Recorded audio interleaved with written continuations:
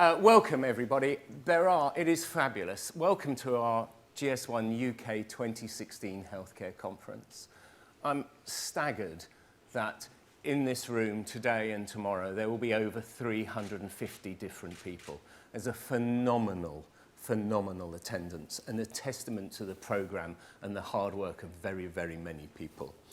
I want to welcome people because it's not just England. Principally, this conference is about the adoption of GS1 standards in England. But as you can see from the flags up there, we have friends and colleagues from Ireland, from Wales, from Australia, from, well, Norway, which is fabulous. There are also a few people from the People's Republic of Cornwall. They left home on Wednesday, thanks to the First Great Western. We have people from France, we have people from Malta. I see Denmark there, Anne is here. We also have people from Brussels, very welcome. And despite my very best and valiant efforts, a couple of Scotsmen have sneaked in as well, but we can't have it all. So welcome everyone.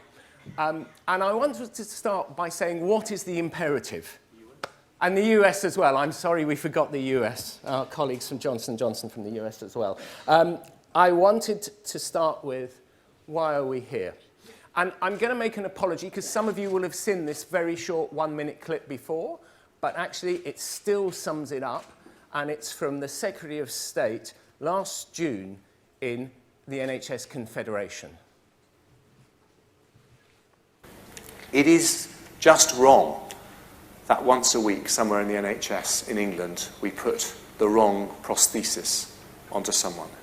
It is just wrong that twice a week, somewhere in the NHS in England, we operate on the wrong part of someone's body. Twice a week, somewhere in the NHS, we leave a foreign object in someone's body. And I am so proud that the NHS, because these are problems that happen all over the world, but it's the NHS in England that is asking the difficult questions about this. It's the NHS in England that's determined to blaze a trail across the world. And I want us to be the first healthcare system across the world that says we are going to adopt the standards of safety that you see in the airline industry, the nuclear industry, the oil industry, and we're going to reap the benefits not just in terms of patient care, but also the huge benefits in terms of efficiency. I'll tell you what's wrong. What's really wrong is that in the NHS every week there are 150 avoidable deaths in our hospital. 150 every week. I'll also tell you what's wrong. There are increasing still incidences of maladministration, of misadministration of medicines. Imagine that poor nurse at the end of a 9, 10, 12-hour shift who accidentally gives 1,000 times the dose because the bottle is exactly the same and makes a dramatic change, not just to the patient's life, but to their own lives as well. There are 2 victims every single time. I'll also tell you what's wrong. It's just wrong that last year in the retail industry, horse meat got into the English and British supply chain. Now, I know a couple of our European colleagues might think, well, what's the problem? There is no problem. There is no public health issue about this. But it took the retail industry a matter of hours to trace exactly those products.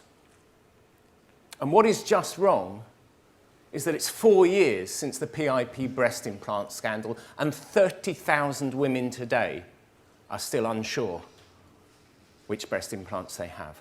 That is just wrong.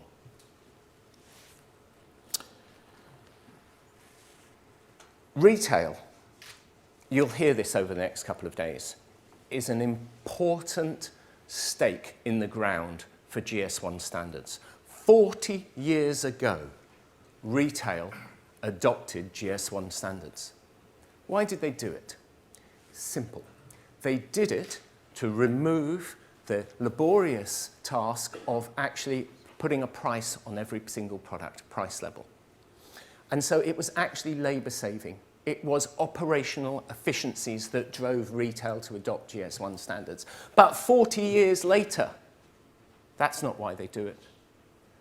It's because, back to this traceability in the food, they can trace from farm to fork. They can trace where the salmon came from. They can trace which pig and which hen. Don't let us in healthcare take 40 years to get there.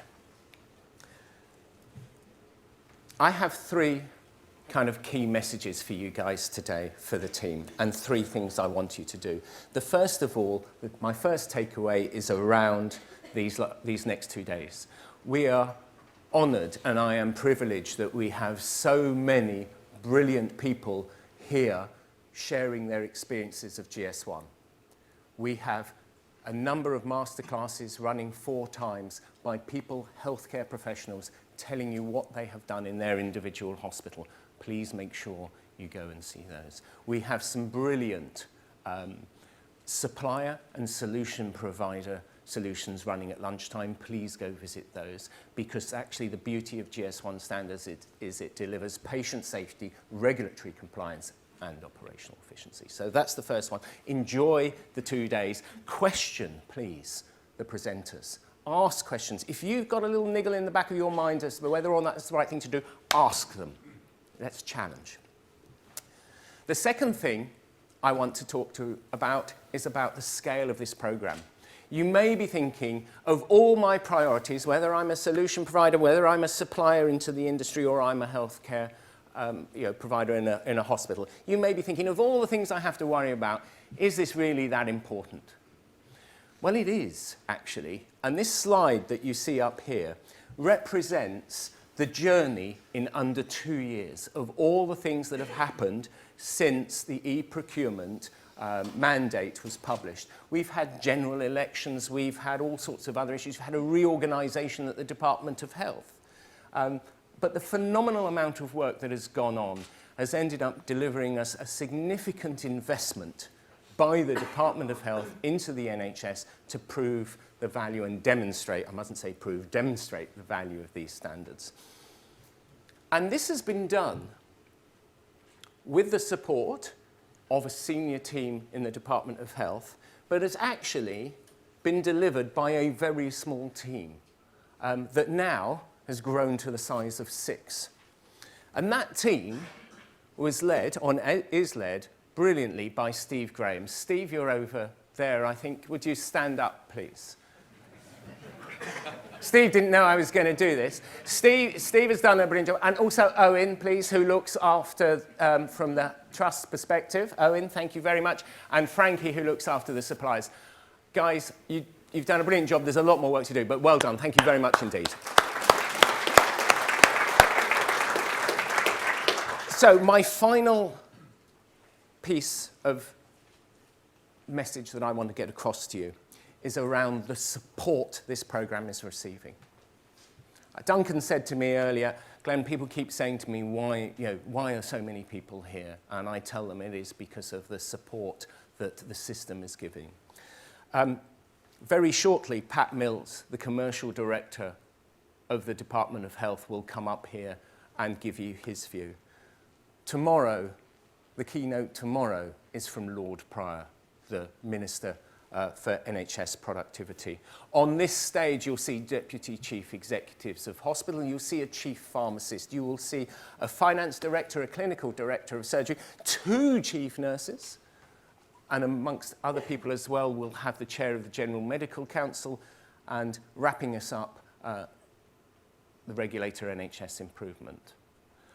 The level of commitment in a time of significant change for the Department of Health and stress for the NHS, this programme is still standing and gets even stronger. And to everyone, I thank you for that, and that's why we're here.